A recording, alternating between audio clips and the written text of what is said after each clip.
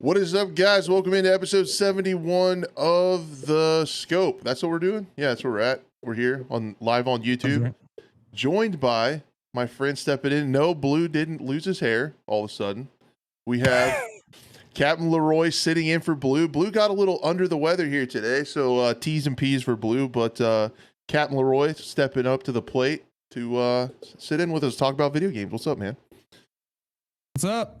I'm glad to be here. Glad I can support the bald head community of the gaming industry. We're a little subsection. Surprise reveal here. I am able to make bald jokes because I am, in fact, one of you. So wow, this is an exclusive. Yeah, this is a big deal. I always wear it. So here we are. Wow. This is what happens. What do you how do you just shave yours with a what's your grooming thing with that? What do you got going? I leave the guard off of it. Just take the guard off and run it through, and you're good. You can't possibly mess it up. I like that. It's the easiest thing. Yeah. I still do. I haven't like razored it. You don't do the razor thing or those little rolly around deals? Huh. No. All right. Not yet. Maybe one day, but I'm not.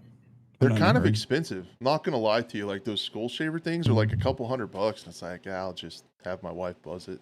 I still do like the shortest guard, like the real short guard, and just like a one. Yeah, they're real. I got a knobby ass head, man. I got a knobby head. it's knobby. Yeah, I mean it's all like just it's bad. I don't know. I was C-sectioned out as a child, so that the head it's perfectly rounded. I was too. Well, what's my excuse? I'm starting to get the dent, I think. What's my excuse then? I was C-sectioned out as well. So like, did I just run into stuff when I was little and did it in? Probably. I probably did. So that could have been, yeah. So that's on me. Cool. That's on me. May have been dropped. I don't know. Yeah. I don't know. I wouldn't put it past my parents. I did. I guess allegedly when I was little, I sat under the ironing board and pulled on the cord and pulled the hot iron down on me. So that was a. Oh well, there you go. Move. I still have a scar on my leg from that. But yeah, that's smart. I'm gonna get my parents turned into Child Protective Services when I'm 36 now. Awesome. Yeah. So a few housekeeping. Happy Mother's Day. Father's Day's coming up. Ooh, I get my first Father's Day soon. Oh, that's right. That'll be exciting. We'll see how that turns out. See how that goes. And speaking of that, we got mini first mate Leroy in the background on Captain Leroy's side. Yes. Child care. We're gonna pray he remains tame. So he's got everything he needs. So we're chilling. T's and P's for a calm child in the background as well. When he's not chilling, you can kind of see the outcome. This is the feat. Like you can see Crash's what stage of parenthood he is in currently, because his office is looks good. He's got his stuff. It looks nice, and then it's coming. Just get ready for it. It's coming. You're gonna get the Spider-Man punching bag, and it's gonna be great. That's what I get to look forward to. Can't wait. Yeah, a couple housekeeping things before we get into it. Thank you guys for all the downloads. We're still hanging around like 70 or 80, audio downloads a week, which is incredible. I don't know why people listen to this on their phones, but keep doing it. That's great. And this episode is going to be a little fly by the seat of the pants, as per usual, maybe even a little more than usual. I know this program's always a shit show, but I literally asked Captain Leroy if he'd come on like 10 minutes before we went live, and he's like, yep. So we just fired up the camera, and we're going to hang out and chat with you guys. With that being said, I don't have a ton of stories this week. We're going to talk about some season 5 teases and some Easter eggs, starting with Battlefield. I think the meat of our episode and stuff that Captain Leroy and I are excited about is we're going to talk quite a bit about Arc Raiders shifting into an extraction shooter. This does say that it's an FPS podcast, but we're going to talk about a third-person shooter, so get scammed. Then we're going to talk a little bit about Activision absolutely going rage mode on some smaller projects, doing some mod scene for their game. And then with that being said, if things are a little bit shorter, we'll have time for a little bit of chat Q&A at the end. So yeah, appreciate it. Again, just like always, chat is on the screen. That way you guys can be part of the show. So keep it up, keep chatting, and that way when people watch it back, they can see what you guys are up to. I really appreciate that. If you're on the podcast, Links are in the description for everything if you want to catch us live sometime or watch the VOD. After this goes live, the VOD just stays up on my channel. You can check it out anytime. Also, we also ask that you check out Captain Leroy's channel. We appreciate him stepping in today. His links are in the description wherever you're listening to it at, wherever you're watching it at. They are down below. You can check out his channel. There he is. He is currently the man when it comes to the Cycle Frontier, everyone's favorite extraction shooter. No, I don't claim such a title. I don't claim that at all. Need some dark and darker action too. Man, Dark and Darker is very fun. You have to. This is also, it's first person, so this counts. Dark and Darker is very simple, but it's got more complexity to it than you would think. You know, the objective is very simple, but yeah, Dark and Darker has been on the watch list for a while. Every time there's been a playtest for it, I've jumped all over it. I've just had a lot of fun with it. Can you even play it without a torrent or whatever with all the legal stuff? Is it back up? So that's the thing. The last playtest, they had to do the torrent, but everything before that's been from Steam. And because of the legal stuff going on, I guess they were like, hey, we can't throw it on Steam. So it was kind of weird this last time, but I'm pretty sure. With Nexon, right? Yeah. Which ties into our creators. Look at that. We just came full circle. Boom. That's professional. Yes. That's professional, whatever this is. Segueing. That's right. We are basically artists with words. So what have you been playing lately? What do you Okay, so I haven't played a ton of stuff lately, but what I have been playing is Hell Let Loose pretty much exclusively for the most part. I kind of taken a break from the cycle a little bit. I hear that the voice of public opinion, this is what they sound like. They're like, Crash, you should be playing Hell Let Loose. Like I hear the public voice screaming that out from time to time. I think you would enjoy it. I think you would. There's bazookas in it. All right. Yeah. I mean, I'm in. You can blow stuff up. Can I smoke a cigar while I play it? Yes, you can. Cigars are encouraged, in fact. Really? I mean, yeah. I mean, you're shooting Nazis. Oh, geez, you're really awesome. Selling me hard on this. This sounds great. That's just like, that's a given. Okay. And they're actually, side note, they're adding the British and a new map in like 3 days. So yeah, we did cover that a few weeks ago. The roadmap for that game is looking nice. Like a lot of content coming. They recently got sold essentially. I think like the main guys who started it got it to a certain point and it was like a small team, but then they sold it to, from what I understand, I haven't done, too much research, but it was Team 17, I think is who is developing it now. That sounds familiar. Whoever it is, they have they have resources. And so they've just been, I mean, it hasn't been that long since they've had it and they're already coming out with this update. So I don't know if there was some stuff in the works beforehand or what. So that's pretty cool. The other thing, yeah, I just had a lot of people like where the way that Battlefield is, people have been telling me like, I've switched to Hell Let Loose. I know it's a little bit more hardcore and stuff, but a lot of people really like it. It is. I think the thing that's the team aspect is there. I think what's turned me off, I've just got a little tired. I put so many hours into Battlefield 5, I got a little tired of World War II. And then those COS were World War II for a little bit, and I just kind of got World War II'd out. Yeah. Not blame me. I've been playing a lot of Siege, man. I am competitive. I'm platinum now, so it's insane. I know the voice of public opinion. Crash rank 2.0, that only means you play a lot. I know it doesn't mean the same thing as it used to, but it's still, my wife doesn't know that. I still brag, hey, you're married to a platinum Rainbow Six PC She player. must love that. Oh yeah, she love that. That's great, honey. She's all about that. I don't think I've ever seen her roll her eyes at me. Yeah. She's always the one that brings it up. Yeah, she keeps talking about it. She's always like, honey, when are you gonna go play some more Rainbow Six and maybe get the Plat 3? How's your rank in Rainbow Six? Yeah, all the time. That's what I would say to that's a good advice for the younger men out there. If you're going out on the weekends trying to look for pickup lines and stuff, start with that. Hey, I'm a Rainbow Six Platinum player on PC, and I think you'll be I think you'd be off to the races with the ladies. They love They're that gonna be kind of like, stuff. there might be some hindrance if you say PC because controller, it's a little bit more difficult, right? Or am I wrong about that? Well, I mean, it's not crossplay. I'm thinking aim assist. It would be crossplay. I don't want to do we get into aim assist? We shouldn't get into aim assist. I make a lot of enemies. I have seen some things recently.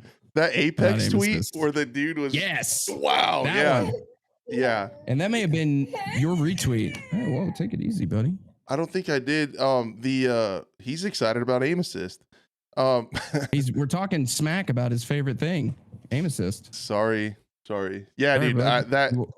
I could try to find that potentially while we're talking about it, but there's a clip going around. It had to have been a mod. There's no way that was actual aim assist. Yeah, it doesn't seem right. I don't even remember who it was or what I saw, but it was making the rounds with what I saw was burned into my mind. I was like, this is out of control. This cannot be true. Here's one of them. Oh, it's going to play the audio, of course. And then it doesn't play. All right, we'll just do this. Shout out to the production team.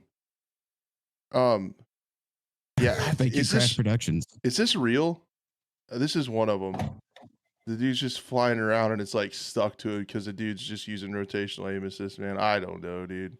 That's the one right there that I saw. That can't be. That's not real, dude. Is it? I don't think so. I also don't know what the skill of the guy doing it is, because he could be good at tracking and stuff like that. But I mean, if you're that good and you have aim assist as well, and it's turned up to whatever level he's got it, then I don't know. That's the result. And then I always laugh at podcast listeners when we're talking about something on the screen and they're like, "What? Come on, man." I can't see. I can't see. That was me, idiot. by the way. I always made it a point to watch my podcast, whatever it is I was watching, so that I could be in the loop whenever they reference something visual. Yeah, that's important. Take it easy. That's important. I'm that way too. I prefer to watch them if possible. And then if something's going on, you can check it out. Not telling you guys what to do. Keep listening. Not telling you what to do. Keep listening. It's fine. It's fine. Do what makes you happy, Yeah, it's America, I guess. Do whatever you want, kind of, to an extent. Do you have any out of country fans? I think so. Yeah, there's some in the EU. Actually, shout out to Samuel that popped in chat. He comes and hangs out early on, but it's late in the UK, and then he catches us on the next day and usually leave some comments on the video on the VOD tomorrow. So shout out to Samuel. Be a Samuel. He's a cool guy. Thanks, Samuel. Yeah, he comes by. I saw Gooch in the chat as well. Shout out. Yeah. Gooch is from across the pond. Is that what you said? Yeah, he's from over there. Yeah. I don't know how they talk. Don't be racist. All right. That's close. That's pretty close. I think you had it. Let's talk a little bit about the news, I guess. That's probably enough of us rambling about nothing. I do enjoy a good ramble, but I could ramble all day, and my wife knows it. That's why you're here. That's why I called you in. She's like, please go talk to Crash or something. Anything. Well, here we are. Let's talk a little bit about Battlefield. Not too much because I kicked up some controversy on the internet, and I guess we could talk about. I don't want to call anybody out, but we can talk about some of the absolutely brain dead Twitter arguments that I got into for just a little bit.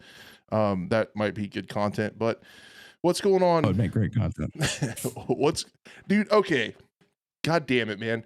I actually had people so I put up. I did a tweet and it got to like 80,000 views or something. Like people were fired up about this. I said, name a bigger downgrade.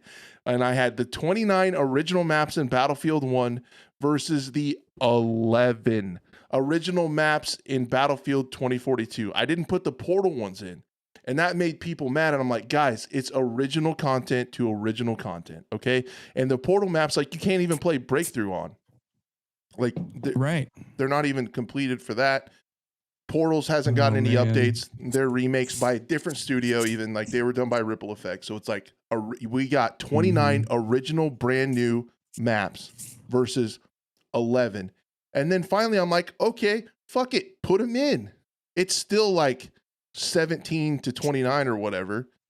It's still bad. Like, why are you defending this? And then I had people, then I had this one guy who's like, it gets crazy. I had one guy say, but the quality is way better in 2042. And then I said About Battlefield 1? yeah, Like in on the maps. comparison? Yeah. And then Oh. I said, is that why they had to redo all of them? Because they were so good. And then That he is said, exactly right. and then he said, bro, that doesn't make any sense. And I'm like, I know. And I had to bow out of that one. I had to bow out of that one. I was losing brain cells at a rapid rate. Nothing to say. There was nothing else to say. You ended the argument. It's like, yeah, you're right. It doesn't make sense. Thank you for agreeing with me. I can't argue with you anymore because I'm like, they had to rework them. They can't be that good. And he's like, that doesn't make any sense. And I'm like, it kind of does. If you think about it. Rework requires a broken thing. That's why you rework it. Yeah. So that was fun. I generally scroll past like Twitter arguments, but I got into a couple of them. I was fired up. I was caught in the moment of all the Battlefield drama over the last couple weeks. And I just kind of wanted to weigh in there, just get in there, wade into it, and try to get banned by you got to make a burner account so you can just say flippant things. Is that what that is? Oh yeah. Yeah, people just make a second account. No one knows who you are, and then you can just, lay into people. Yeah, people do that all the time. It's kind of toxic, really. And I hear people do that all the time, and then they forget to switch their accounts, and then they say something shitty on their main account. Whoops! I've heard of that. Yeah, be careful, kids. Be careful with your. I guess there's a lesson in that. Be careful with your flippant alt accounts out there, kids. PSA. Yeah. If you can't say it on your main account, maybe you just shouldn't say it, Yeah, that's what my mom always said when I was growing up. If you can't say it on your main account, maybe you shouldn't say it at all. So there you go. Yes. That's exactly right. So on the screen, sorry, podcast listeners, is this thing that we've been seeing for a really long time, concept art for the new Battlefield 5. They are starting to do a little bit. The rumblings are beginning of teasing Season 5 just a little bit.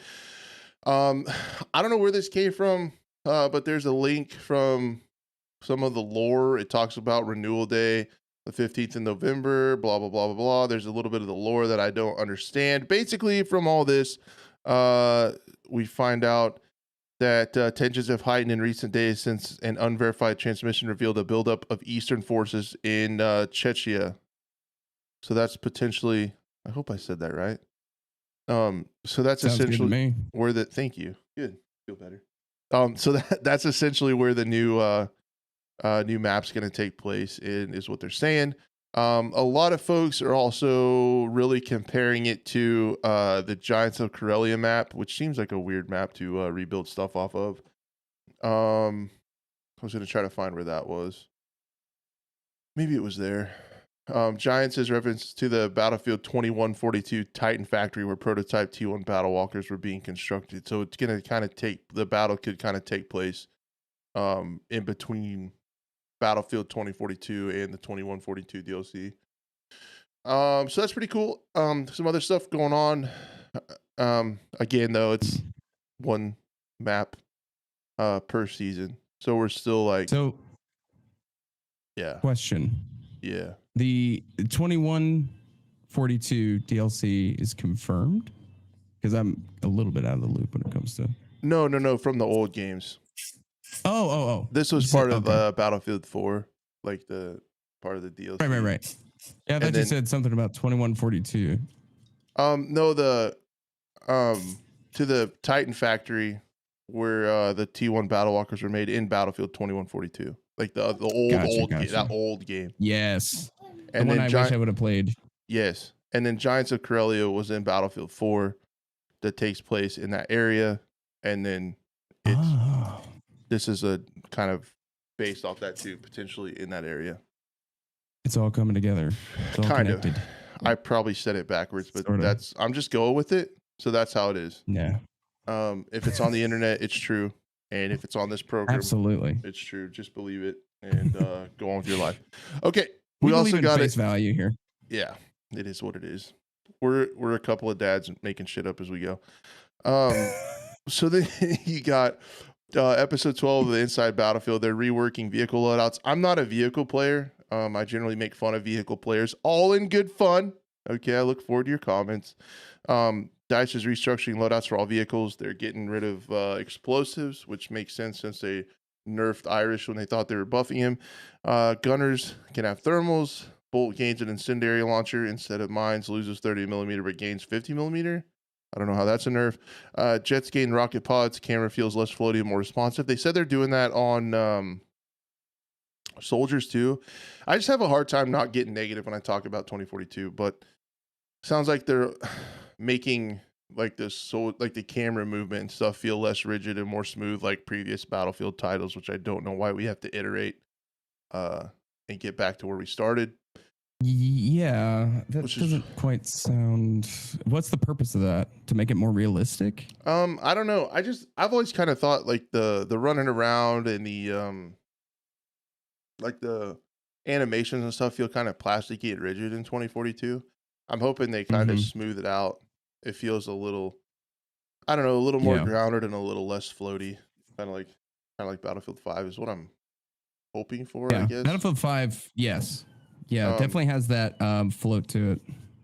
And then what else is going on with Battlefield? Oh, there's an Easter egg out. You can get some free cosmetics and stuff if you complete the Easter egg. So you guys can check that out. Shout out Deadzigs and the Easter egg community. They found out all the stuff you could do. So Battlefield Bulletin has a lot of like Ghost Gaming. I know the Cadwoman. A lot of the Battlefield content creators have videos up now. I think Danny on PC, all those folks have a way that you guys can look up and see how to do the Easter egg if you want to get some of the new cosmetics. It looks like, yeah, camo for the Cav Brawler and for the Super 500 Shotty.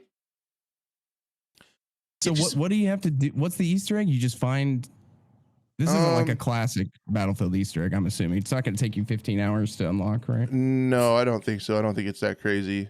You have to play as like Blasco and do stuff on the discarded map and find radio things and contact her and send a message and okay. It's got some depth to it. Yeah, you got to do some different things on different stuff and get it all to work out at the same time, and then you can unlock the stuff. So there's an Easter egg. Okay. There's an Easter egg out there.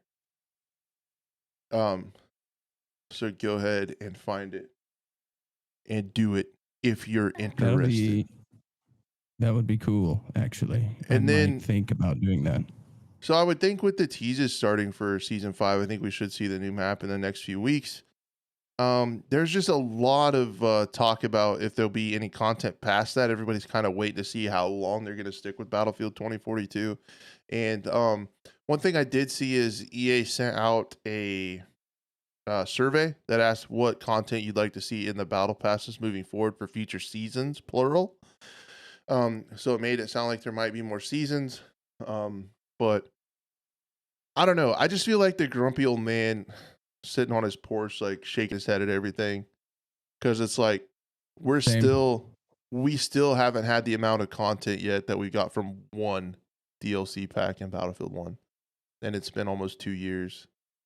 So it's like people, I can see Battlefield 1.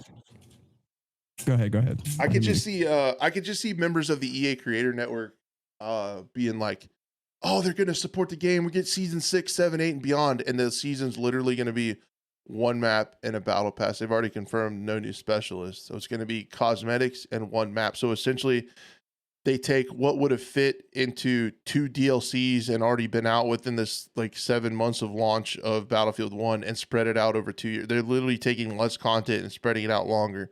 And people, I know there's going to be people that are excited that they're supporting the game for a long time. Oh yeah. And it's gonna upset me, and I'm gonna have to go outside and do stuff outside. The thing about Battlefield 1, what made it so great is it kind of started it was the beginning of what EA was trying to do with a game every year, because they had Battlefront. So Battlefield 1 and Battlefront, I think came the next year after Battlefield 1, or was it the year before? I can't remember. But essentially they were going to go one game this year, one game the next year, and then after that game was going to be Battlefield 5. And then, but the problem with that is they kind of canned that, I think, because there was a lot of issues. But I think Battlefield 1 was the first step in that direction. And so because of that, it had to be really, it had to have the content and all that sort of thing. And I mean, I still love Battlefield 1. When we were getting hyped for 2042, I pretty much just played Battlefield 1 the whole time. And then Battlefield 5 for a week. Battlefield 5 actually grew on me later, but Battlefield 1 has always been really good for me. And like you said, the content that came with it, the DLCs and all the extra stuff, I mean, it was unmatched so far. Yeah, it was so good. I'm a Battlefield 5 truther. I love that one. But they, man, yeah, I don't know. I know I'm going to get frustrated, and I'm not going to get into Twitter arguments because whatever people want to believe. And it's like, if people are happy with the amount of content in 2042, and you know what, good for them. Like, you can be happy in your own little world and like thinking like they're literally gaslighting you into thinking you're getting a bunch of content just by taking what would be in one DLC pack and spreading it out over 2 years, but you're excited about it. So but the main thing is you're happy and you're excited in your own little dice world. And, that's good for you. I'll let you be happy. I won't say anything. I think that, yeah, I agree. I think if that's what they enjoy, then that's great. I don't enjoy it. I'm a little jealous.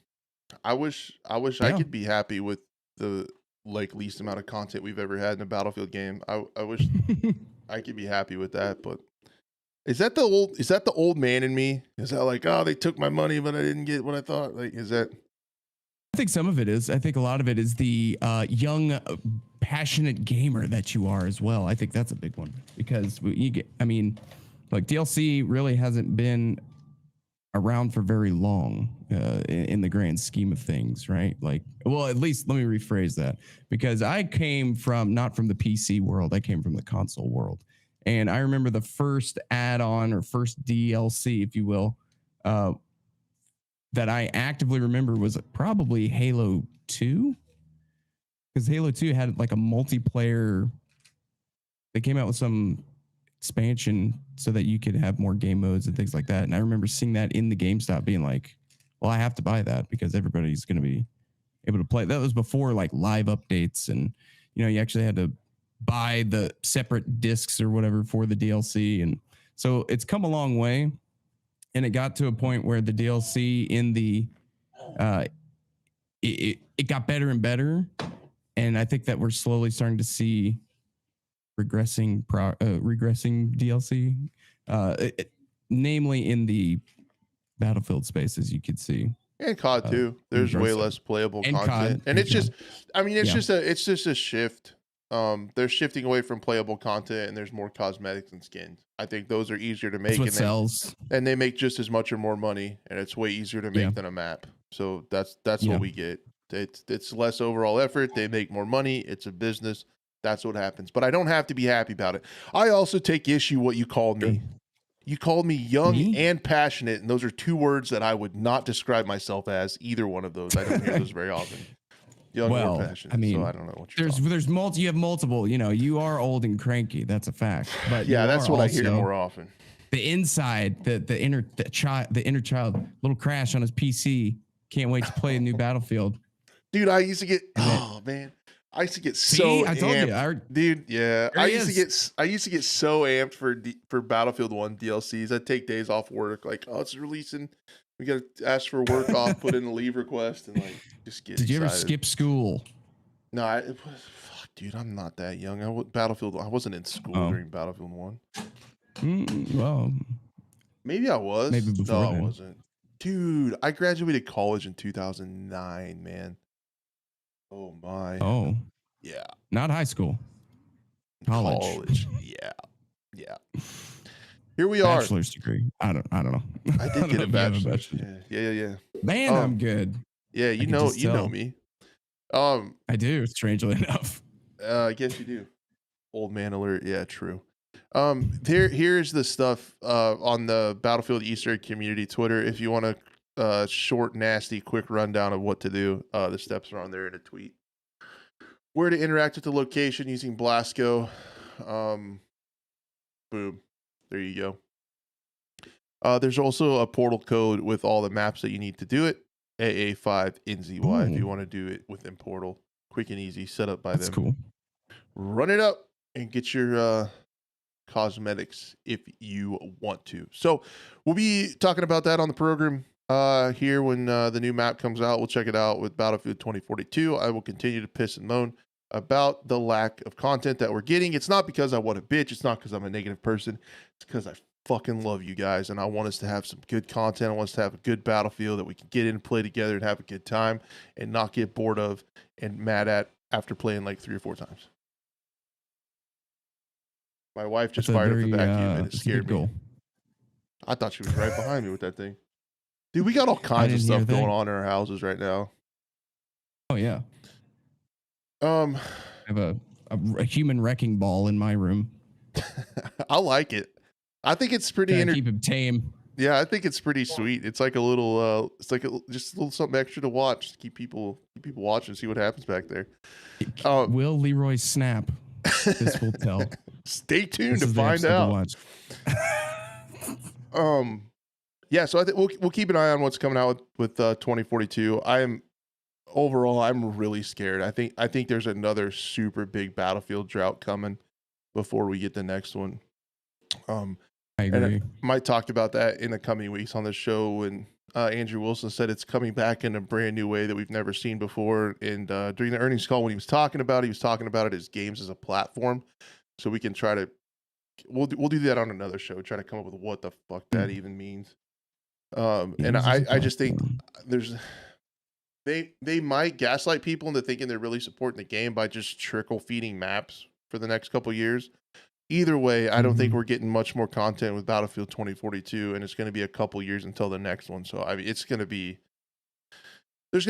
another dark period like when they ended Battlefield 5 early and Battlefront 2 when they killed those games to make Battlefield 2042. So sorry, I gagged a little.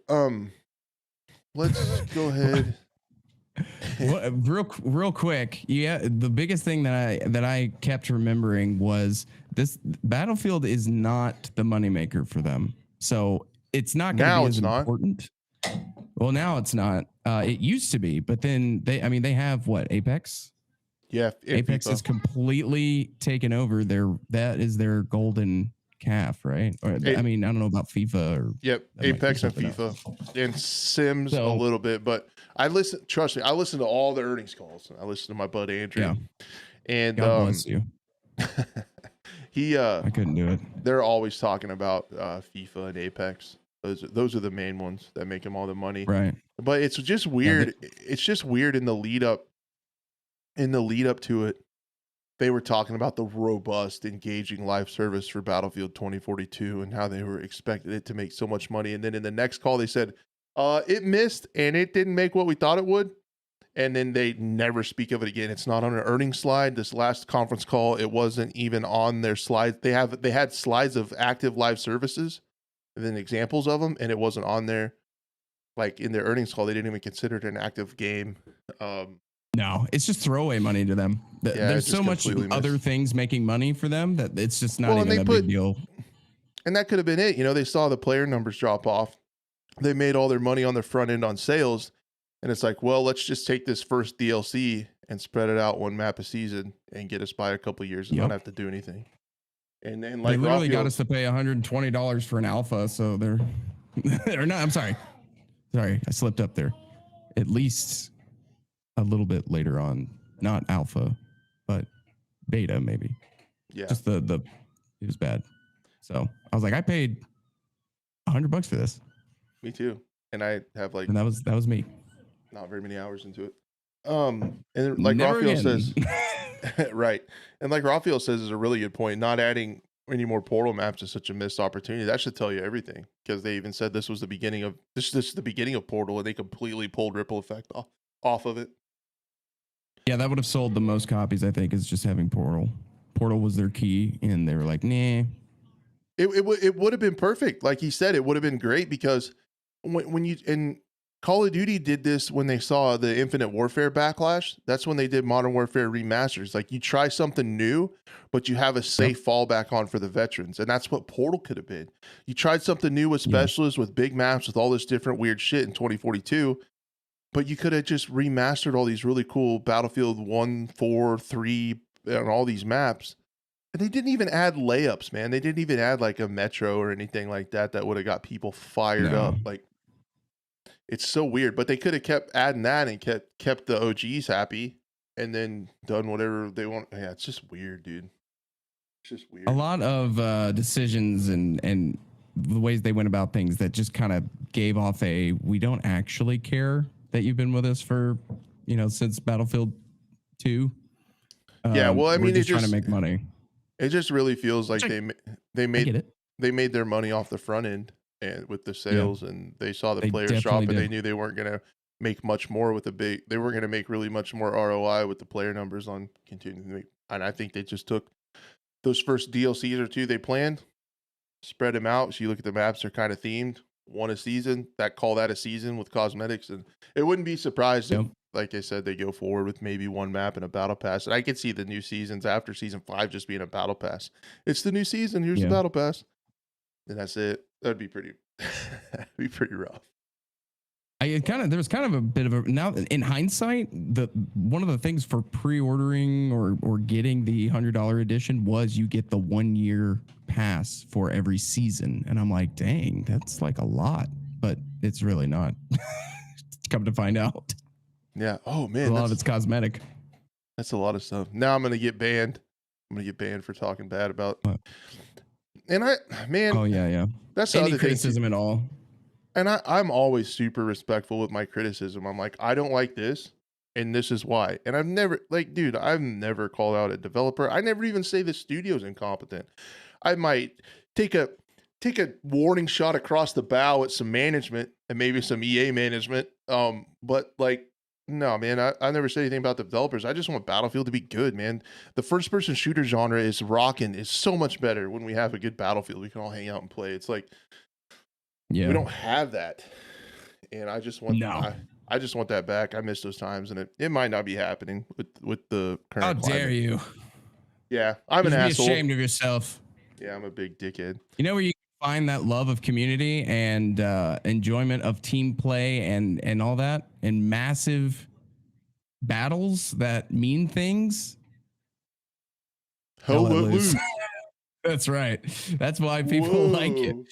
You are truly just a soldier on the battlefield, or the Nice. commander, and you get to tell the squad leads what to do.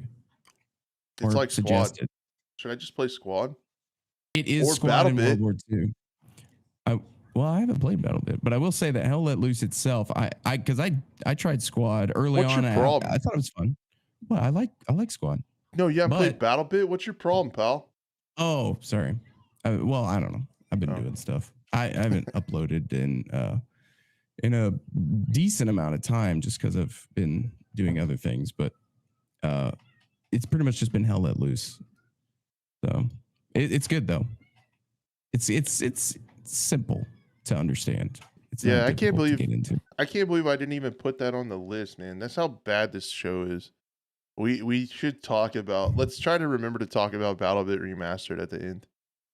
BattleBit. I've seen it on Steam. It's I releasing. It's haven't, releasing in early access next month. It's fine Okay. after 7 years. It's coming out next month to be on because they do the play test all the time, and they get I've seen some of the,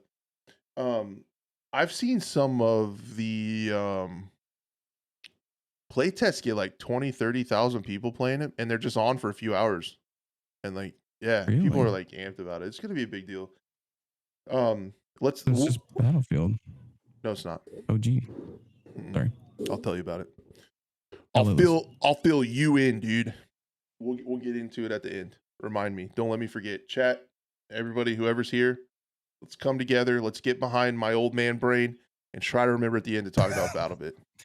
We can Grab do the it as a Adderall. team. As a team, everybody here, we can do it. We can remember. Let's talk about Arc Raiders. That's now an extraction shooter. Yes.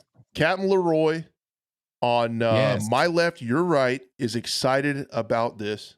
He's excited about it. I am borderline excited about it, and I feel like we are in the minority based on the comments from my recent video. I feel like people are pissed. I'm over here kind of half-ass excited. Everybody was just roasting me in my comments about how it's bad. So here we go. If you guys don't know you do know, but if you don't know, Arc Raiders was initially going to be a PvE extraction co-op shooter where you guys go around as friends, you take out these aliens. There was some little bit of snippets here and there on the website about like dismantling the aliens, taking the stuff so you can craft new things. So scavenging, crafting, all in a nice, chill, calm PvE co-op setting.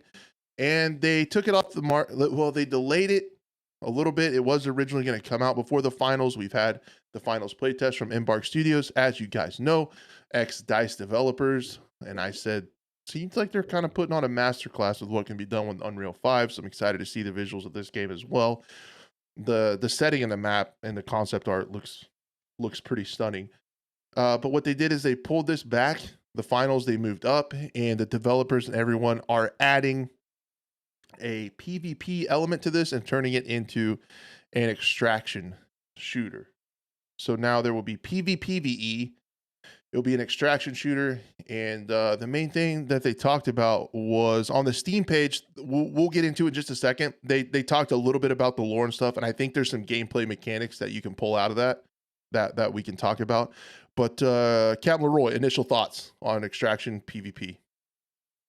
Okay, so I'm a bit of a I'm a little biased only because I really like extraction shooters in essence. Like the idea of it is really good. However, the way you execute it is very important, and we've seen that kind of time and time again with some extraction shooters that have tried to be. Well, I mean, it is a forming genre, and it has finally come around to, like, Tarkov was really the one that started it all.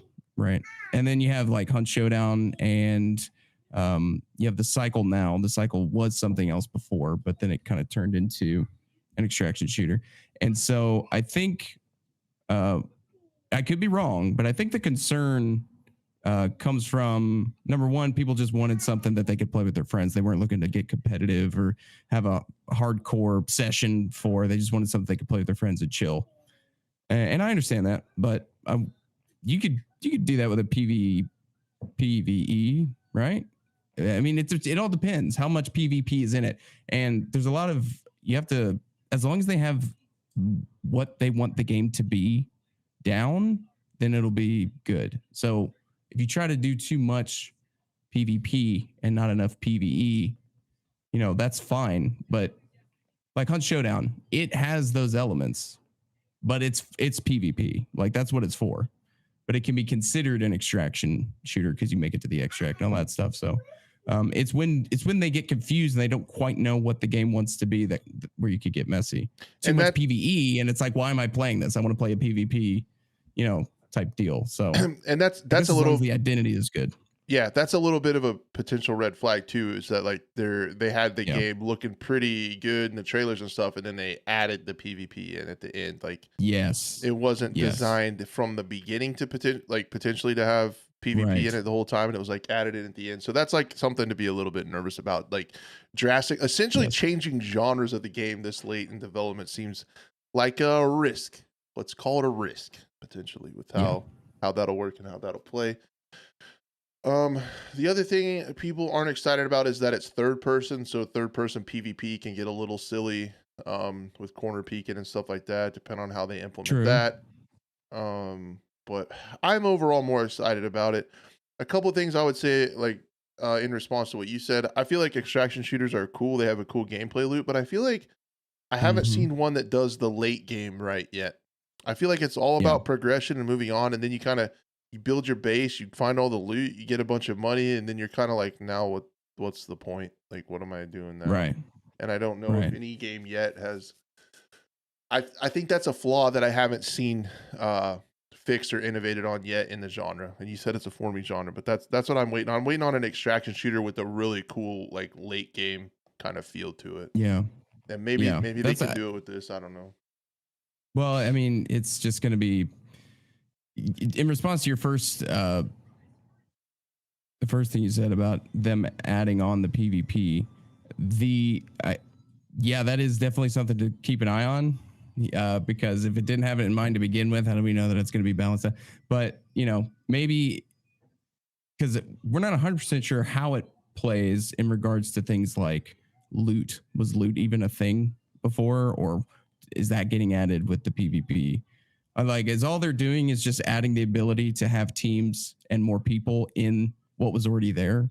Or are they having to completely come up with a system to add attachments, and when you grab something off the ground, you can slap it on your weapon, or what? Like, is that going to be added, or is that already in there? Or like, I don't know. kind of have to be careful, and they're being secretive about it, and that's fine. But they are also taking time. I don't know if they've given a estimate of how long they're going to be working on it. I But think the play test is supposed to be this year, but it's under NDA closed. You can sign up for it on Steam, so you can request access on the Steam page. So yeah, with I think your questions about gameplay, perfect segue into what they added yes, onto. We're professionals here. You couldn't tell it, absolutely. but we are. Trust us. Um, And so the main news that broke was that they updated the Steam page to kind of more talk about their vision, and there's a couple things that we can glean from what they put on there about gameplay mechanics. So yeah, the Ark is going to be like the quote unquote scavs from Tarkov, right? So that's going to be the AI that you're fighting against, and you're going to be in the underground colony of Speranza. That looks to be the safe zone, seeking supplies to survive. So we got to think loot and shelter from machines will be there. Um, let's see.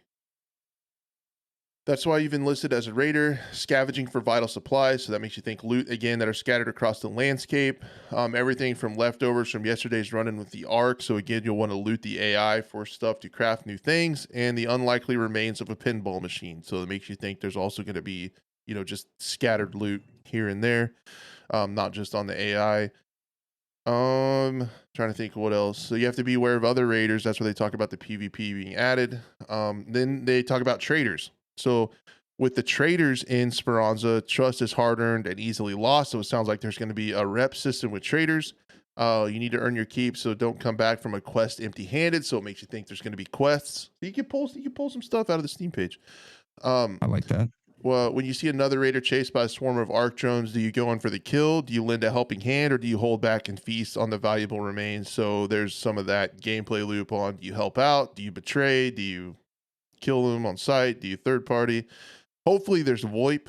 I think that added a lot to games like Cycle and Tarkov on figuring that stuff out live in game. It's pretty cool.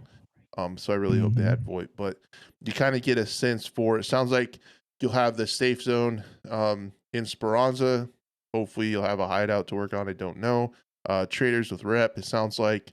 And yeah, I don't know. Third person PvP gets a little people turned off, and I think a lot of people were pretty excited about a PvE game. Turns out, and are not happy about the change. I kind of am though. I love it. I'm all about it. As there's just, you just got to make sure things like balancing, and those are. I mean, the fact that they're talking about traders, and that kind of goes hand in hand with a lot of other extraction shooters too.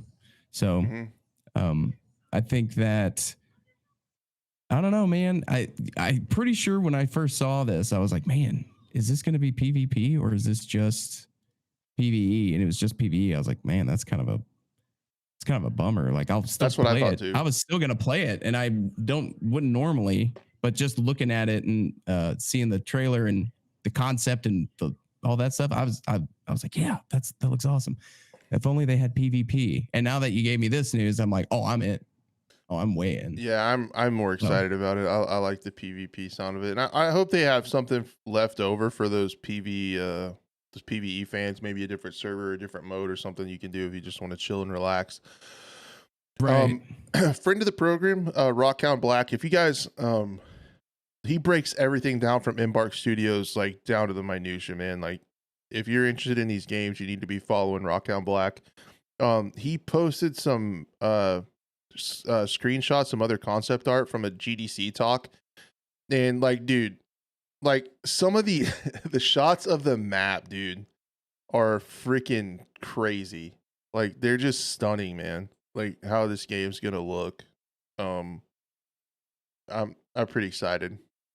Just visually, I mean, it just It looks awesome. It's kind of one of those, like, could it be this good? But again, you got to remember, this is Embark, and I remember seeing the finals trailer and the destruction that was in the finals, and I'm like, that looks amazing. There's no way that it's going to be that destructive. And it was. So I was like, okay, all right, you got my attention. Yeah. So this is another one of those things where it's like, it can't look this good, and then it probably will. The gameplay trailers look so crispy. Hopefully it runs well, and hopefully this could be one of the first extraction shooters to figure out how the hell to do the end game. But where they're at this late into the dev cycle, it's a little bit concerning. The other thing, someone wrote in one of my comments, shout out to whoever you were. They talked about using AI to like a lot of the ARC drones and like the big monsters, like you've seen the big mechanical like spiders and stuff. They did some blog posts about how they used AI to train those. Like it taught itself how to walk and move over the map and stuff. Yeah. Well, some people are speculating that there could be machine learning in the AI that you have to fight, and it learns how players behave like as the game goes on. And that would, so I thought two things. I was like, maybe that mechanic, if there was actual machine learning in the PvE, then maybe it would have been okay standalone as PvE, right? Like if it was that challenging and changing all the time.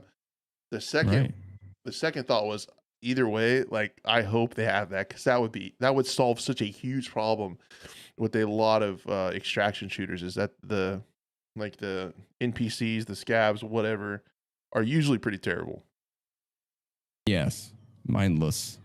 But if they have a learning machine that can possibly, because I mean, if you think about it, it wouldn't just learn from how you guys fight, but maybe it goes look, because you're getting chased by these things, right?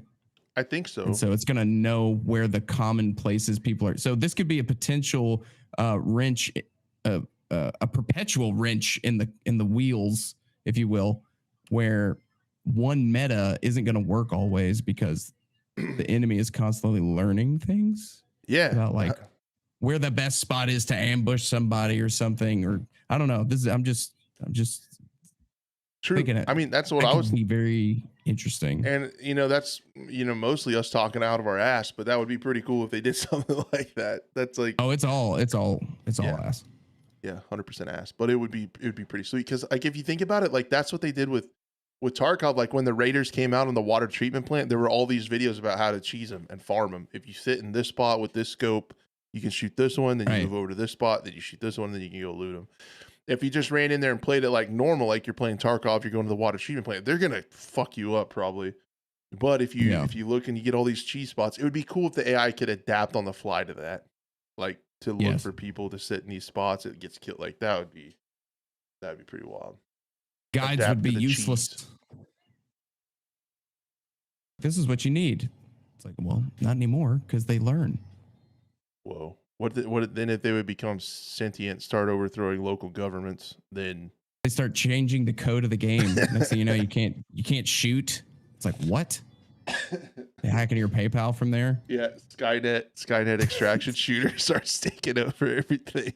And then nuclear explosions all over, just all over. And then that's it. Codes, and then okay, maybe it wouldn't be so good. DLC is care packages for food. Actual food. But in real life. Yeah. All right. Are you good on that? Any final thoughts on Arc Raiders, other than we'll keep an eye on it? Can I buy it now, or gonna be free, pal? Oh, that's right. But I'm sure they're gonna have a pack or whatever. It's Nexon. So that's another thing we got to keep an eye out for. Oh, right. Yeah. It's Nexon. Yeah. Ooh. Yeah. So it's a free to play game from Nexon. So we got to watch. We got to watch for that. Yeah. Got to see how the monetization is going to shake out 100% with them at the helm. A little concerning. A little concerning on that. Oh, just make a fun game. I'll buy whatever you want me to buy. I don't care. I'll do it. Just make it fun. I'll do it. I paid for Battlefield 2042. Look at me. I paid over $100. Yeah. Yeah, me too. So if I could buy that, I could buy something from Nexon, you know. Yeah. The other thing that I think is one final thought I'll put on this is I feel like there's not many extraction shooters that you can play on console. So Agreed. this could find a really big audience on console, I feel like. Yes, yes. I said it with DMZ. I was like, if DMZ manages to scratch the console itch for extraction shooters, it'll explode. Same with this. But didn't quite do that. So yeah, I agree. Arc Raiders could definitely do that if done right. Agreed.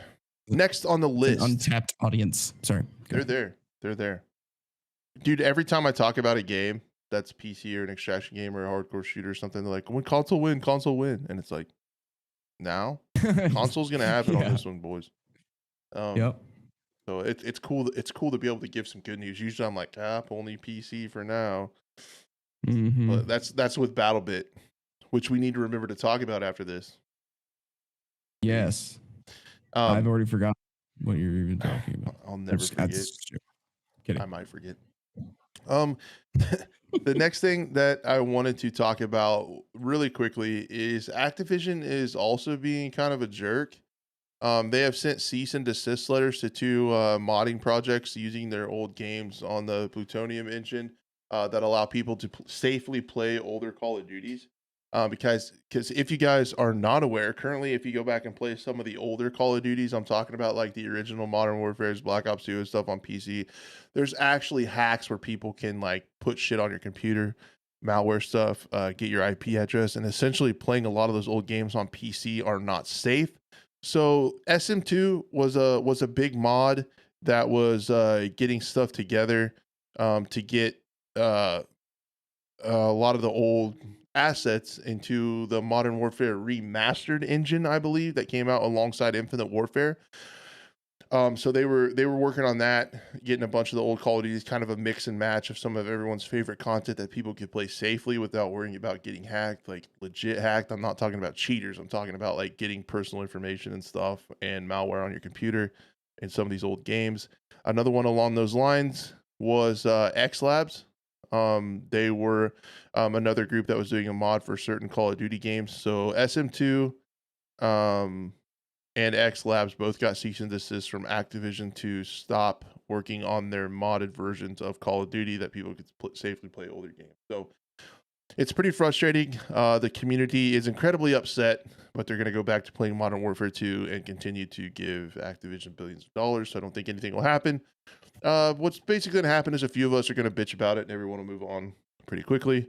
But it just sucks. It's a shitty look that Activision will take these down that were people under good faith trying to allow a safe place for people to enjoy older Call of Duties.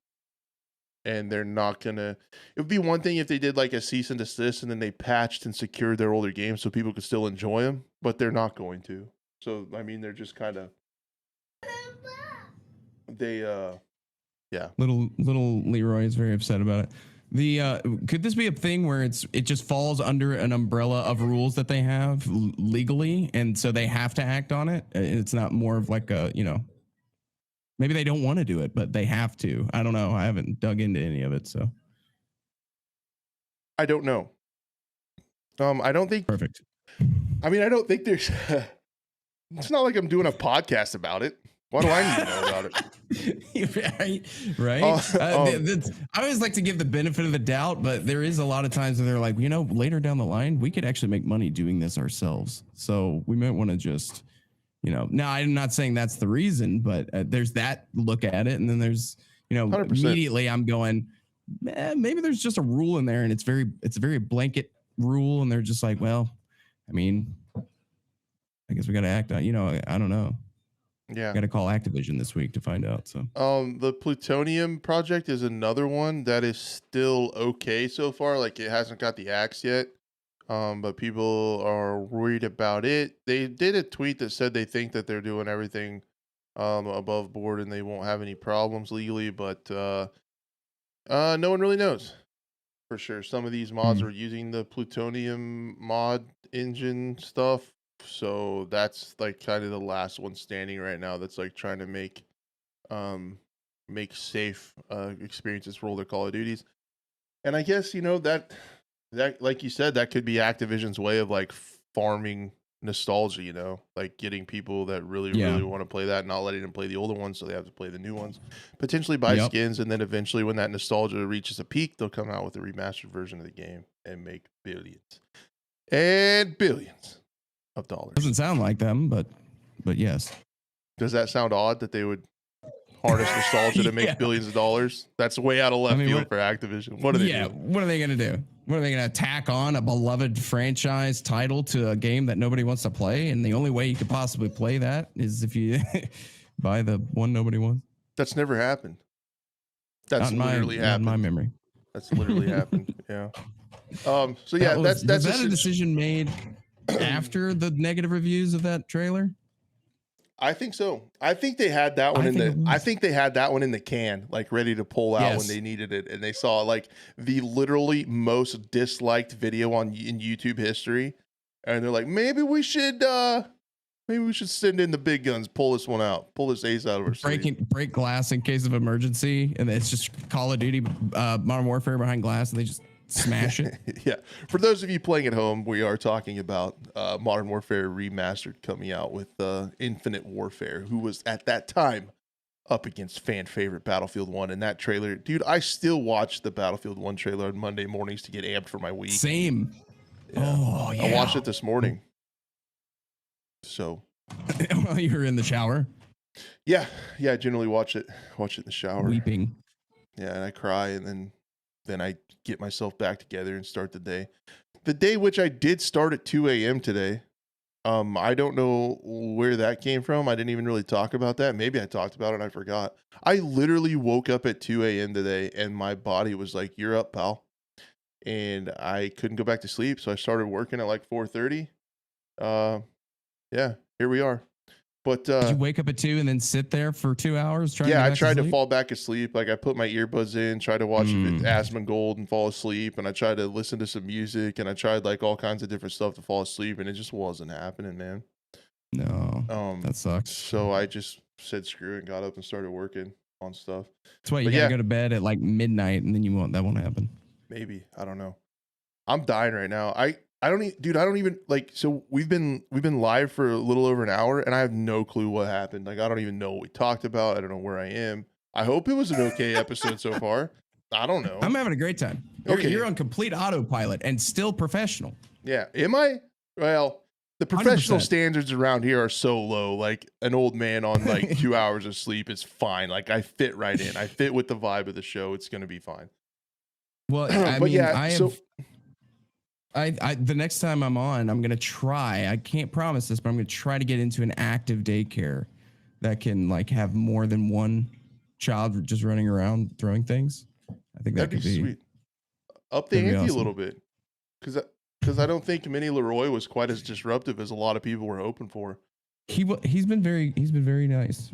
Yeah. And I appreciate that. So you just it's all good. Trust me, I'm going to get it at the end. It's not, he's being nice on camera. It's because people are watching. Yeah, if nobody's watching, no, not even close. Well, next time I expect you to have more kids. Bring the neighbor kids over, get everybody in there.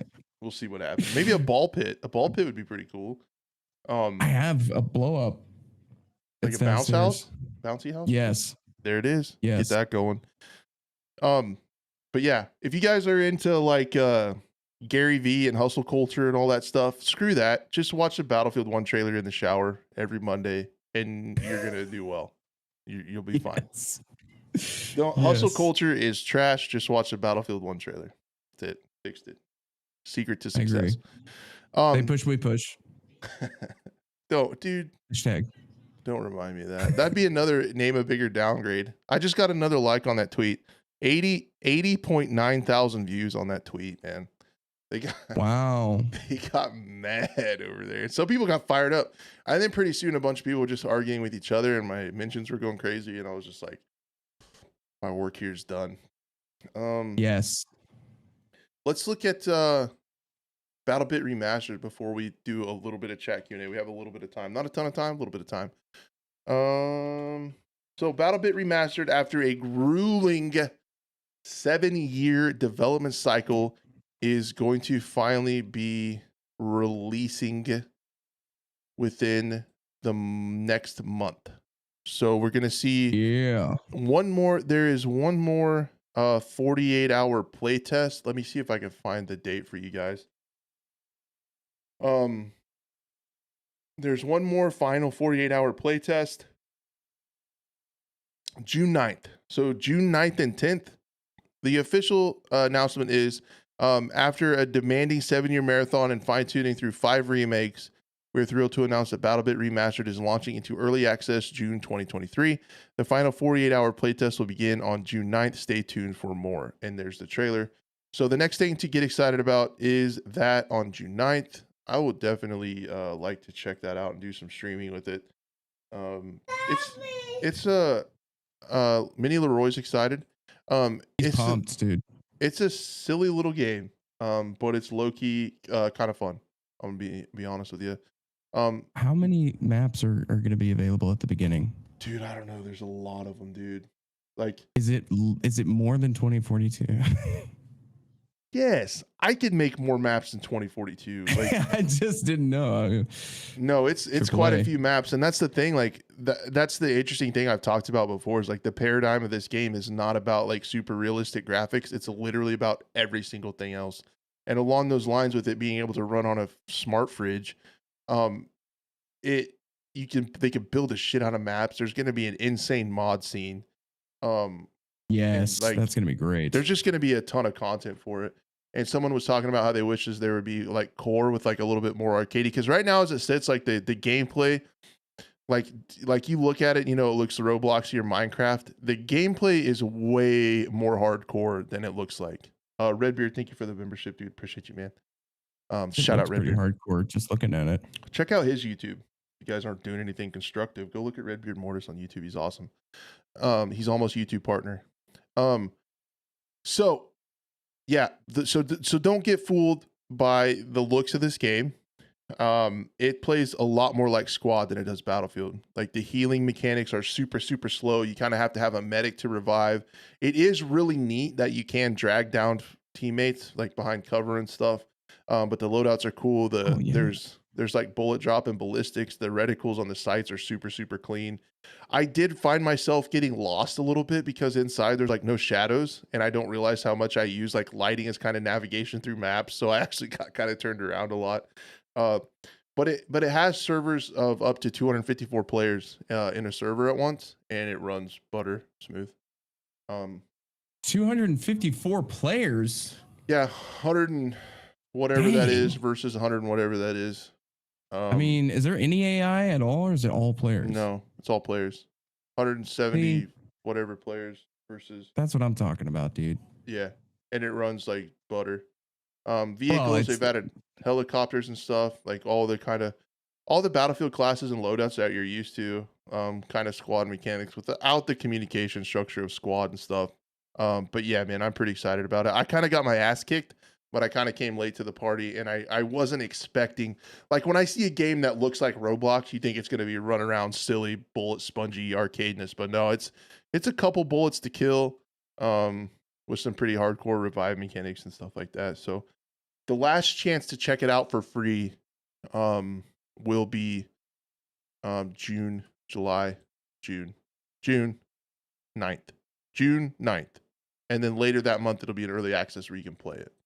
I wanted to look at the. Is there a price for it that they've announced? They haven't said. I don't know if anybody in chat knows. I don't know if they've talked about the price point for it at all.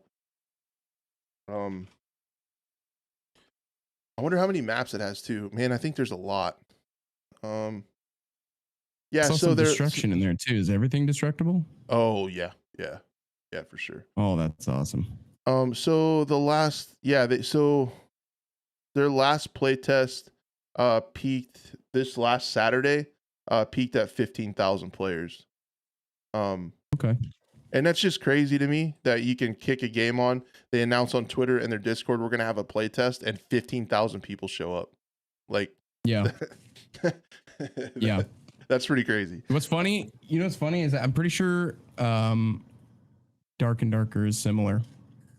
It's like this hidden community that is just massive.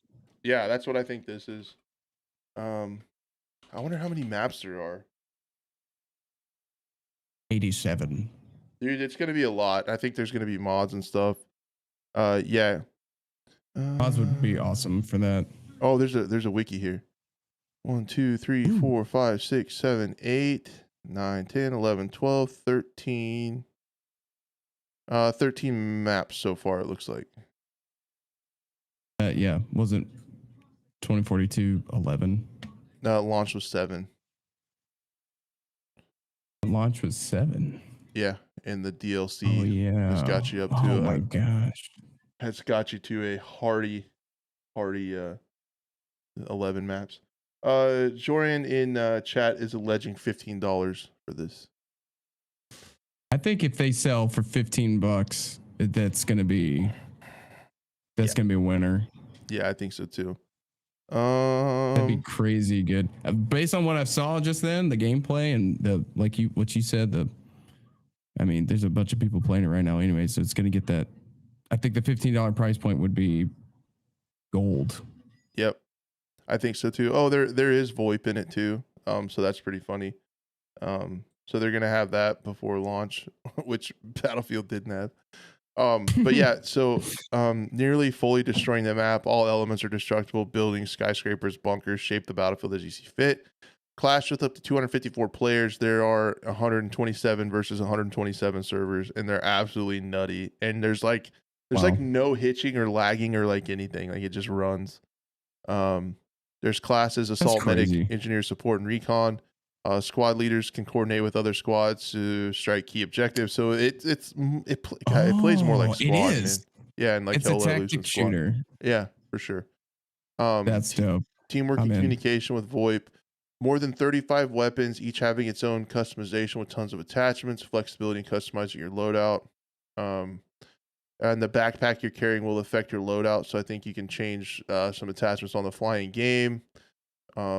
Vehicles. Like, dude, yeah, it's a thing. I didn't have a ton of fun because I sucked at it. But I didn't know the maps or anything. It was getting kind of shit on.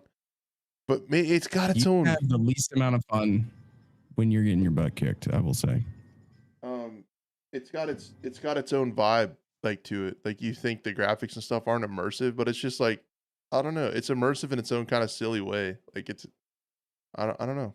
Yeah, I mean the immersion is gonna come, especially if there's VoIP, and that's one of the things about. I'll bring back Hell Let Loose because this sounds very similar. It's good. The immersion is gonna be there because you're gonna have people on the battlefield just screaming at each other, taking cover. You know, if you need a medic, or shouting for medics and stuff. So the environment's there, especially with the VoIP. That's a big help. Yeah, that'll be really cool. Shout out to Jordan. Thank you. He got it from the official BattleBit remastered website. It will be available for purchase upon early access launch, and the game will cost $15 US. So thanks, man. I appreciate you letting us know that. Thank you. You're part Sweet. of the. I'll take two. You're an honorary member of the production team now. He's in the booth. Yeah, man. I'll DM you. I might need to hire you. This show's terrible. Yeah, help. We will help hire us you. out. We're not paying. Right. I mean, I don't get paid. Yeah, we'll pay you in parental advice. How about that? An undying friendship. Yeah. Perpetual friendship. There you go. We'll point you to the best smoke eater for cigars. Yeah. If you're smoking in your house. I'll send you some cigars and you can smoke in your house. Yeah. So man, I'm low key excited for that. I just got to get Ham and friends on board with it because we got rolled in the playtest, and I don't know if they're very. Oh, so Ham was with you. Ham was there. Yeah. Did he like it? I don't know if he did, man. We got rolled a little. Yeah. So I don't know. He's a tough cookie to satisfy. He's a siege. Ham. He's a siege man. He loves the siege and the search. He's a round based guy, man. He likes sweating it out in the round based stuff. And I kind of do too. But I want a game that I can get in and run around and be silly too. And that's definitely going to be it. Yeah. So no, I need to check it out and play it a little bit. I might do a stream over on YouTube or something when it launches early access. I think it'll be kind of a big deal. It's cool to see. Oh yeah. Yes. Some 254 player server shenanigans. That's wild. Could be cool. I But think it'll be good. it feels good. It runs good, and it's just a cool concept. It's something different when we're in a genre where people are chasing realism and chasing crazy graphics in Unreal Engine 5. These guys are like, fuck it, we're gonna make it where it runs good. We're gonna balance it. It's gonna have all this stuff at launch, and it's gonna work great. There you go. And it Yeah. does. Add the visuals later. We don't care. The funness is what we're looking for. I will say though, for a long time, I was a big, wow, this game looks really good, so I'm gonna buy it. And then it got to a point where all the games look good. So is it fun though, is the question. And now we're at the point where we're literally excited about the BattleBit remastered because of how fun it looks, as opposed to how it visually looks. I mean, even though visually it still looks pretty good. It's stylized, so. Yeah, like the graphics and stuff are real low poly, but the lighting is good. Like the skyboxes are realistic and stuff, and like I don't know. Yeah, It's got rain and there's like weather. It's like, I mean, it's pretty accurate as far as other video games are concerned. The recoil. Yeah, the ballistics are there, like the realistic. bullet drop, the reticles and the sights have like that little bit of lens distortion, and they're super clean and like. That's it. That's it. We'll play it. They don't have fingers, for crying out loud. Fingers are for sissies. Right? I mean, no, yeah. To be fair, I didn't know a lot. I knew the name BattleBit Remastered. I didn't know a whole lot about it. But I will say I'm very excited now. And Mr. Okie Dokie is like the one guy that was got it going and stuff. So shout out to him. Congrats on the release. And like he's mainly by himself. He's kind of assembled a small team of devs and like yeah. Shout out Spoo. I'm with you. Bring back totally accurate Battlegrounds. Do you remember that? Oh yeah. It was like a PUBG spoof. Game. It was like a PUBG spoof. You do silly, yeah. I played like 10 games and won 5 of them. I was killing it. If you're an elite brag. You're an elite Tab G player then. Yeah, it's dead. It's so dead. Right. Doesn't even exist anymore. I agree. I love that thing. Hashtag Tab G. Tab G, rip. We have just a little bit of time, not much. I would take a couple chat Q&A questions since I put it on the board. Me and Captain Leroy talked longer than I thought we would, to be honest with you. We pulled an episode together out of this, I feel like. Yeah, dude. Look, we're old, remember? Yeah. We can just talk now. That's what we do. When you're old, you can just talk about stuff. Sweet. Just talk. Yeah. Fine. Life's better when you just talk. It is. And if you remember, guys, that's what we learned today. Be a good person. If you can't say it on your main Twitter account, maybe you shouldn't say it at all. Okay. Yes. So if you have to go account decisions. Yeah. If you have to switch to your burner Twitter account to talk shit, think about it. Stop and think about what you're doing. Okay. Does it really need to be said? Are you adding value to the world? Are you being the change that you want to see? Okay. What's up, USA Specialist? He hasn't been banned yet. Dude, we're trying, man. Like we're out here trying. We're out here trying. We could take a couple Q&As, Razor, if you want to. Not too many. I gotta get on the road. I also have this tiny human to take care of as well. Tinier than Captain Leroy's. Yes. But it won't be long. They sprout. Dude, at this rate, it's wild, man. Children grow quickly, dude. Yes. Be the sludge that you want to see. I guess if you're into sludge, Spoo, that's cool. There's not enough toxicity on this chat. Yeah, on Twitter. Be the change you want to see in the world, good or bad. Good or bad. I guess. Right. You do you. Sounds Toxics. Yeah. So toxic. All right. Well, that was embarrassing. I guess there's no questions. No one loves us, and I've just ended the show with a massive amount of awkwardness. Hey, I will say this. I don't know. Did you play Ready or Not? No. Oh. I own it and I watched it. Okay. It's pretty fun. It's still, a work in progress, but from what I heard, my good buddy Redmond plays it a lot, and I was asking about if they were going to add PvP to it, and I think that they are. I think they're going to add PvP, and they like okayed like a school map or something. Like they're getting Ooh. hardcore in there. Dude, they already Yeah. have some really, really controversial maps in the PvE part of Yeah. it. It started out as a PvP, and then people played the beta, and it wasn't good, and they really leaned into the PvE, and I think they could Oh, potentially bring that it makes back, dude. sense. That'll be Okay. I interesting. thought I'd saw something that was very realistically SWAT, and I was like, "What was the name of that?" But I think it was Ready or Not. They Yeah, just I pulled the think PvP. they're circling back to it now that it's been pretty successful with PvE, and Mm-hmm. that might be pretty wild. That That's might a feel like old Rainbow. It'd be pretty that's got intense. Crash Ham team squad play written all over it. It does. It does. I'll probably be there. Michael asks if they do an R6 movie, should they portray first, and how far into the lore should they go with one movie? Like 2 hours worth, 3 hours worth? I think a nice little 2 hour Rainbow Six. I never read like the books from Tom Clancy, but if they stuck to the books and stuff, that'd be pretty cool to hit it up on Amazon. Like the stuff with Terminalist and like Jack Carr's books on Amazon are super sick, I think. And Jack Ryan's pretty good. I think on Amazon. I think Jeff Bezos, I know you're watching, you're always here. You're He's a you crasher. pull over your penis rocket and listen just a second. That you need to do some Tom Clancy Rainbow Six on Amazon. And I think it would be really cool. A USA specialist asked, will you help me set up your PC? Yep, on my way. As soon as we're off here, I'll head over to New PC. New York. He's an ex bro, but he got a really nice PC and built it, and he even got it to turn on. He's actually becoming a man. He's growing up. He's got the lights on the front working. Yeah, and like there's fans that are colors and stuff, and it like the screen turned on when he turned it on, so it's like absolutely insane. Yeah, sweet. They grow up so fast, dude. They sprout. I love my console friends. I'm sorry, I'm just kidding. It's a joke. Love you all, PC Master Race. Activision is getting their bully arc and hitting these mod platforms because they realize no one cares about the MW3 leaks. No, we talked about that earlier, Redbeard.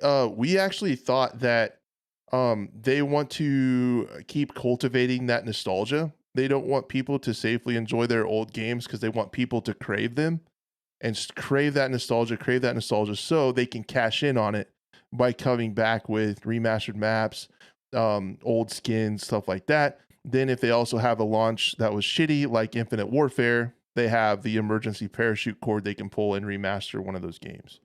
So down the road, they try something crazy, like they did with Infinite Warfare. People didn't like it. They busted out Modern Warfare Remastered. Well, now they can do that with Modern Warfare 2. They can do that with Black Ops Original. And it keeps cultivating that nostalgia that they can one day cash in on. That's what I think. That's what I wouldn't be surprised if those are already made. I bet they could be sitting there. I feel like that they could be sitting there. All you do is you give it a fresh coat of paint. You know, I mean, they don't really change. Like, well, I mean, I could be wrong about that. I played a little bit of the remaster. Maybe I played the whole thing. I mean, that's kind of what the COD franchise has turned into. Is slap a fresh coat of paint on it and send it out the door and make you another $70 a year from millions of people. Yeah. Like that's, and I think this next one, like if the MW Roman numeral 3 leaks are true, it's gonna feel really, really like asset flipped, man. Because like the Los Alamos is allegedly supposed to be the Warzone 2 map, and that was in the campaign of this game. So they're like recycling stuff from this game into the next game. It's gonna feel really shitty. And I mean, COD is turned into a microtransaction store with a shooter game attached to the store. Like it's oh yeah. It doesn't even feel like a game, dude. What do they do before? They've always been on the forefront of stuff like that. Because they had crates and the loot boxes, and that was terrible. And then the battle pass stuff started hitting, which I like better than loot boxes, but it's still. I mean, once Warzone hit and they were selling those skins, they're like, there's no way anything would beat this. We're just gonna keep doing this and focus mainly on that. They were making like what was it, like $5 million a day or something? It was incredible, dude. Yeah, it's like boxes were terrible, and they're like something almost as shitty as battle passes, but not quite. Like it's a very modest improvement. I still hate battle passes. Yes, because it's like you pay for the content, but you don't get it. You still have to unlock it, and like there's a chance that like if you don't play the game, I mean, it just like makes you want to have to play the game. Like it's just a shitty psychological way to get people to play the game when they don't want to, because it's like I paid for this, I gotta unlock it. And then sometimes like silent gaslighting. Yeah, oh it is, man. There's so much gaslighting. DICE is doing it with content, making you think that finishing the game is content. And then Activision's over here gaslighting you into playing the goddamn game when you don't want to because you paid for the battle pass. You want to get what you paid for. And there's a world where people like don't want to play the game and they buy the battle pass. You don't get anything. You're buying an opportunity to unlock cosmetics. And then they also do the shit. Battlefield and COD do this with the battle pass, is they still make money on weapons by putting really OP weapons halfway down the battle pass. People unlock them early, are shitting on other people in lobbies because it's super strong. And then people are like, I need this now, buy tier skips to get the new weapon. But they can sit back and say, hey, we're still chilling. It's free. What are you guys bitching about? It's free. But people will want it quick. I mean, it's the perfect scheme for money for them. And then 100%. And then just like you're going to see it with Battlefield, they will nerf the RM68 just in time for the next battle pass to come out in season 5. They've already said they're making changes to the RM68 in season 5 to make way for the next overpowered gun that's going to be halfway down the battle pass, because right now they have to cash in on the people that haven't played very much, and they're like, ooh, I got to get this gun before the season changes and the battle pass is gone, so we'll buy the tier skip. So you get people coming in going on the tier skips to get the gun unlocked. And then the next one will be super strong halfway down the battle pass. And there you go. Yeah. Here's the biggest thing, the biggest group to blame is going to be the players, okay? Because I know that we want to play it. I want to play it, but I'm not going to pay for it. You know, at the end of the day, and I know this is pretty much impossible, it's just going to have to require everybody to veto playing games for the most part, because the industry is full of battle passes and all these other things. But essentially, the less it gets bought, the less they're going to see that as a. But I think we're way past the point of no return on that one. The second people, I mean, including myself, look, hey, I buy stuff. Okay, I'll buy. Like for instance, I play the Cycle Frontier. I have bought more stuff for that game. I've paid for it like 60 times over at this point. So I'm just as guilty, but try to be selective with it. Yeah, and you're with Call of Duty. There's so many players. It's just like it's free money, dude. Yeah, you're kind of getting on your high horse there. Marijuana skin. Sorry, I'm not. I'm not any. I am also the problem. Yeah, you're part of the problem, pal. Yeah. Talking to myself here. Stop buying things. I only am part of the problem. I'm only part of the problem when they have a cowboy hat skin that I can buy, and then that gets me. Yeah. They're gonna start noticing that data, and they're gonna increase cowboy hats in all DLCs. But I haven't every game.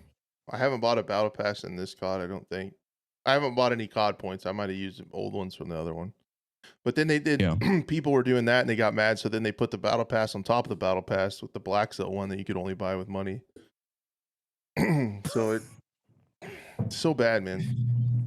So bad. I'll get on my high horse.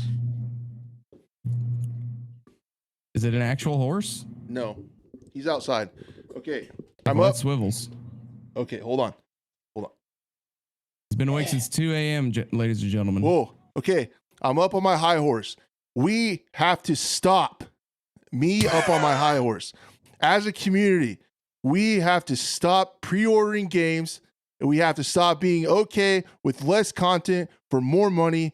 We have to quit buying battle passes, and we just have to stop. We have to know what we're worth, and we have to know we need more playable content, less cosmetic bullshit, and we need to just get it together as a community. We need to support indie games.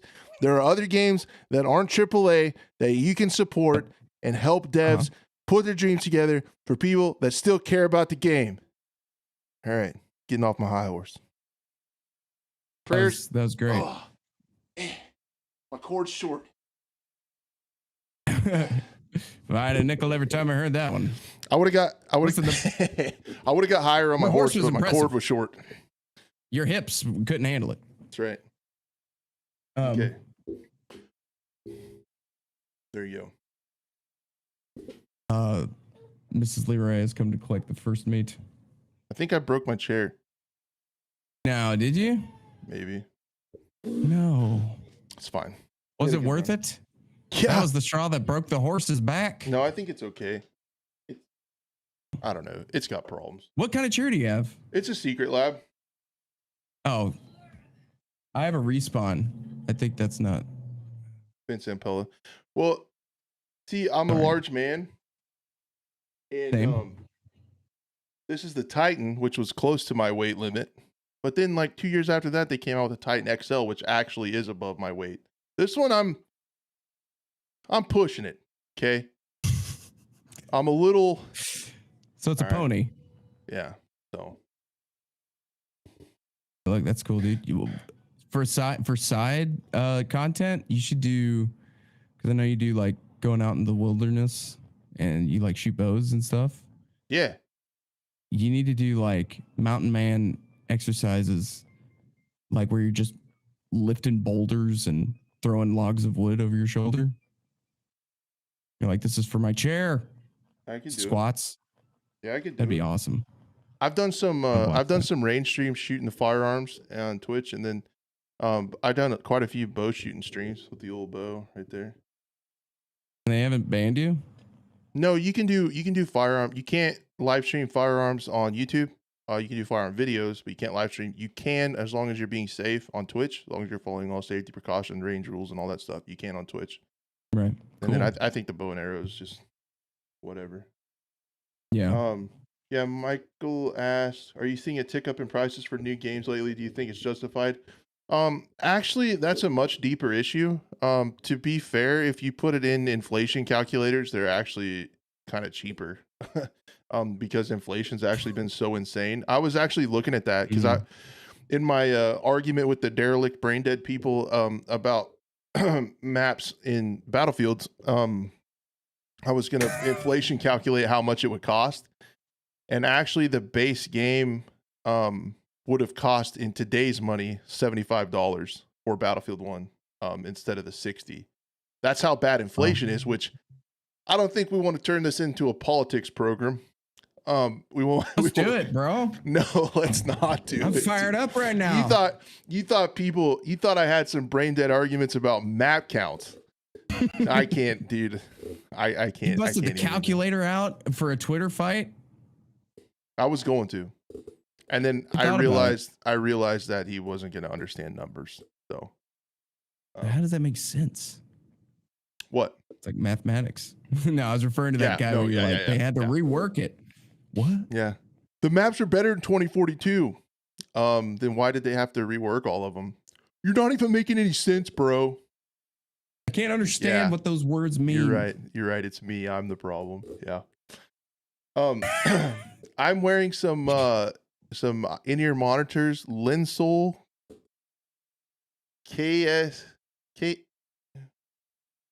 ZS10 Pro.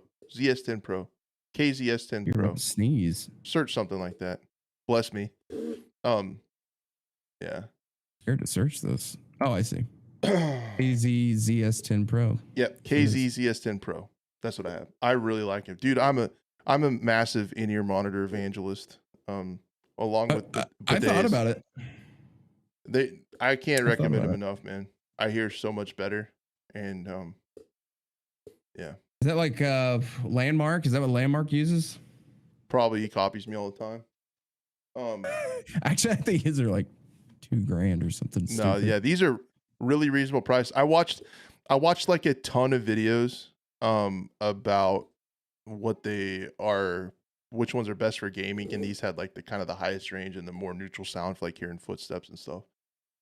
So I really recommend them. How's the bass on them? Huh? How's the bass on it? Better than my Logitech G Pro X Shroud Edition ones. Like it's a really full sound. They sound really good. Like just listening to music in them is cool. I'm Massive fan of these things. Yeah, if you're interested in it, let me know because I need to tell you which tips to get because the silicone tips that come with them are painful as shitty. Could you reach out to them and get your own Crash edition? No, my channel's dead. What? What? No, it's not. Yeah, it wouldn't have been, but Battlefield happened, so yeah, but the channel died. Look, join me in the Hell Let Loose frontier, and together we can ride high horses all the way to, I don't know, somewhere. Dude, I was on a high horse. We'll just let them go. I can put. Somebody asked for a link. Lynn, this show is going on way longer than I thought they would. Send it, dude. How do I share this? Whoever's listening to this later still has an hour and a half of a commute. Dude, no one is listening to this or watching this VOD by now. If you're still watching, okay, if you're in YouTube and you're still watching this VOD or you're on audio listening to this still at an hour and a half into it, like comment on my Twitter or something. Like, I can't believe, or comment down below that you're still here.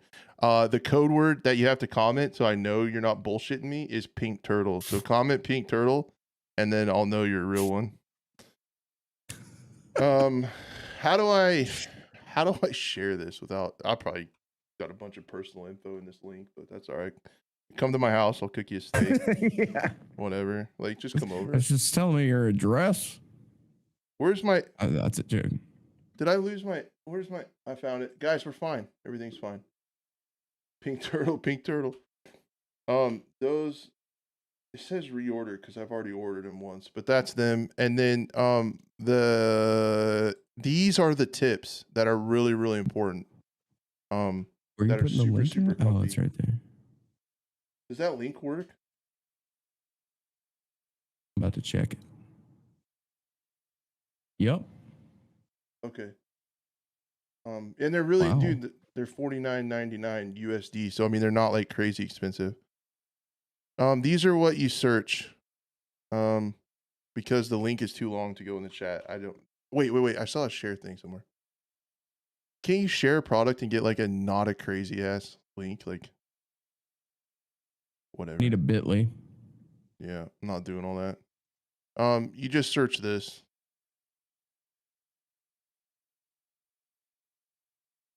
Search those in Amazon, and those are the tips you want. They like they're kind of a little bit sticky so they don't slide around, and they're really soft, and when your body heat makes them like form to your ear, and they like form, and then like they hold the shape of your ear for forever. Body heat? Yeah, body heat. There you go. That's a free URL shortener for you. Boom. Don't know if it works. But I sent it. It could be Marquez. It could be, who knows? Pink turtle tips. Maybe they have pink turtle in ear monitors. I don't know. But pink turtle is the code word for those of you that are still here. And if you've listened this long, I'm sorry. I'm sorry. You're apologizing to the audience that they have to sit here. I am. I feel bad. This show is dog shit, but I have a lot of fun with it. And I appreciate you taking the time to come on here. It's a lot of fun, man. I had a good time. We're going to do a therapy session next time I come on. We do. So in the future, for the program, we do need to keep in mind, there's a lot of news coming out potentially in June, right? We got a Sony thing coming. All like what used to be E3 happens in June, right? Like there'll be like an Ubisoft Connect. Because E3 canceled. Right, but everyone kind of does their own thing, and then they got Summer Games Fest, Jeff Keighley taking over the world. So like we'll have all that genius stuff.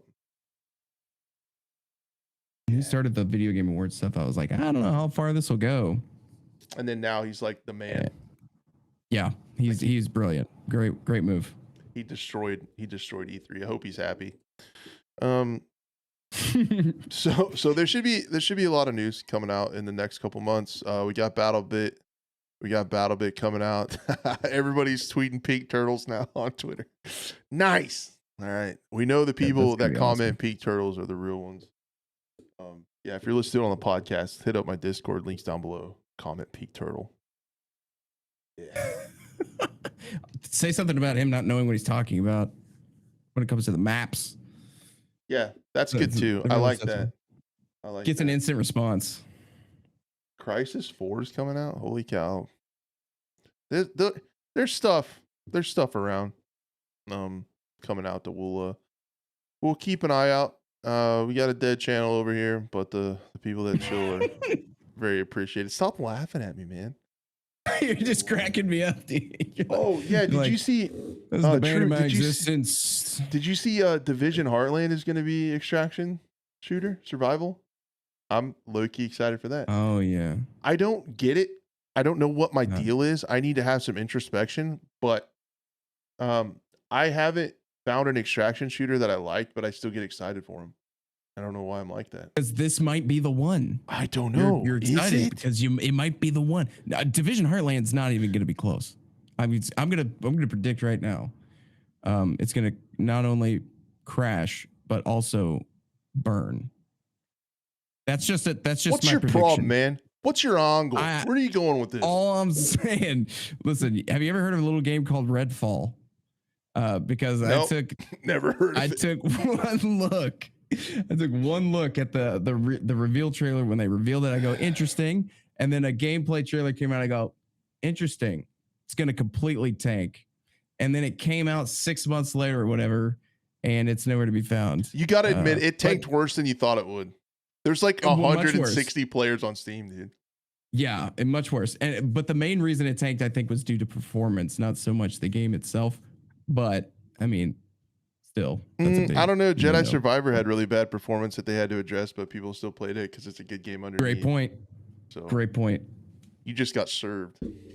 You're absolutely right, and I've never been more happy to have been. Counterpoint. Follow up. I still need to play that. Follow up. We should probably end the show. Yeah. We've been going on for a while. Chat, it's been awesome today. Thank you guys so much. I was scared to go live. Like I said, I've literally been awake for, hold on, I got to do the math on that. 12, 15, 17. I've been awake for like 17 hours. And I don't know where I am. Keep going. Blink twice if you're in danger. 24 hours is close. Yeah, 24 hours is rapidly closing in on me. I need to sleep. I need to figure out what's going on. I need to find some food. But I still went to the gym today. I still got a workout in even. Yeah. So I'm like, that's what I'm talking about. Dude, I did that too, Marquez. Like I was up, my body just said like, you're doing this or it's go time. Watch the Battlefield 1 trailer and get going. So that's what I did. And that's where we are. That's awesome. So got them reps in. Got the reps in. I watched the Battlefield 1 trailer on loop while I was lifting today. I watched 2042's trailer and it just fills me with rage. Dude, it was a good trailer. Right. Great trailer. The marketing team, ace. Yeah, great marketing. They deserve it. That's chump change. Not for me, man. I'm old. I'm old. We gotta end this. I've had so much fun today. Thank you for Captain Leroy stepping in on short notice. Blue, I hope you're feeling better wherever you're at. Get well soon, dude. Thank you guys so much for being here. Thank you to all the podcasters. Thank you to all the support. Like I said, it's a dead channel. But the people that have stuck around are super, super meaningful to me. I love you guys so much. Thank you. And we will see you in plus or minus 7 days on the next one, episode 72. Bye. Wave bye to the people, Captain Leroy. All right. Bye. There you go. You did it.